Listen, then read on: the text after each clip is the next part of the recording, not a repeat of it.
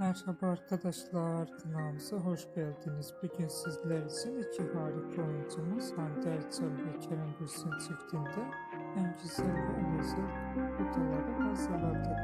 Kerem Bürsin ve Hande Erçel çifti Sen Çal Kapını dizisinde olmuş ve sevgili oyuncular ve yakın zamanlarda yollarını aldılar. Biz de sizler için Hande Erçel ve Kerem Bürsin aileleri için onların en güzel ve en özel kutularını hazırladık.